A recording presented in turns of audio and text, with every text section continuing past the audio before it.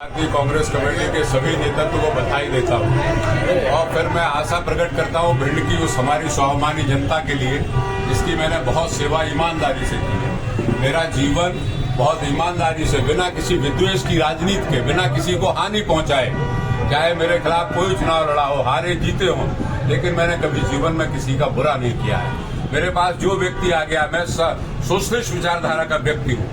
मैं जीवन में कभी भी ऊंच नीच नहीं रखता हूं। मेरे पास जो आ गया, जो मुझसे मदद होती है वो मैं करता हूं। जनता को एक बार फिर कांग्रेस में भिंड से टिकट दिया है, फिर कांग्रेस का हाथ का पंजा है। फिर मैं जनता से अपील करता हूं हाथ जोड़ के कि मध्य प्रदेश की विधानसभा में, जिसमें 4 बार रह के मैंने भिंड का भरपूर सेवा की। मैं भिंड में गौरी की रोड राकेश चौधरी ने बनाई, धनवंतरी कॉम्प्लेक्स राकेश चौधरी ने बनाया, आपका पॉलिटेक्निक कॉलेज राकेश चौधरी लेके आए, बिल्डिंग बनवाई, केंद्रीय विद्यालय की बिल्डिंग का निर्माण हाउसिंग बोर्ड से करवाया, अस्पताल में आईसीयू बनवाया, ओपीडी बनवाई। ये जो आपके इटावा रोड पे जो स्पेशल कृषि अनुसंधान केंद्र है, जब यहाँ का केंद्र लाहौर चला गया था, उसके बाद मैंने चरणदास महंत राज्य मंत्री थे, उनसे कह के स्पेशल मंजूर करवाया, जो यहाँ पे भी बनना है, बोर्ड लगा हुआ है। जीवन में मैंने ईमानदारी से काम किया है। मेरी इच्छा ये है कि एक बार जनता फिर मुझ पे स्नेह करे, फिर कांग्रेस को जिताए, फिर हाथ के पंजे का बटन दबाए और मैं बिना किसी भेदभाव के बुजुर्ग को सम्मान के साथ, महिला बहनों को अपनी बहन बेटियों की तरह और बच्चों को अपने बच्चों की तरह मैं रात दिन सेवा करूंगा। मैं फक्कड़ी आदमी हूं।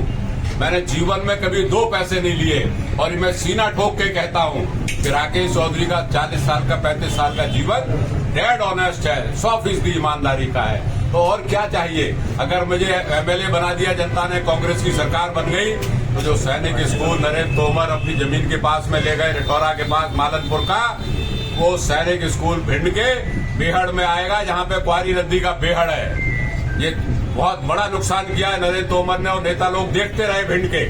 ये जो मेडिकल कॉलेज अगर आएगा तो जिला हेडक्वार्टर पे खुलेगा, ये दूसरी जगह नहीं खुलेगा, ये मेरा मानना है। तो मेरी बहुत सी योजनाएं हैं, बहुत सी कल्पनाएं हैं।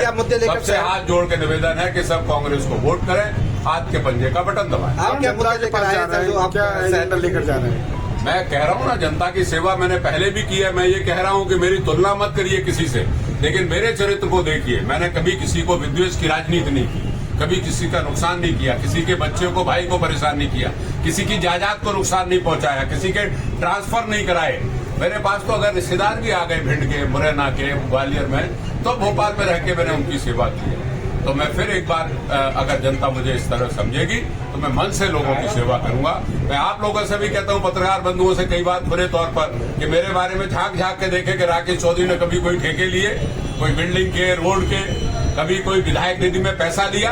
और कोई आदमी मिल जाए जीवन में ऐसा कि राकेश चौधरी को पैसे दिए, तो आप ले आना। आप तो पत्रकार हो, आप तो तीसरी आंख हो। मैं उसी दिन से राजनीति बंद कर दूंगा।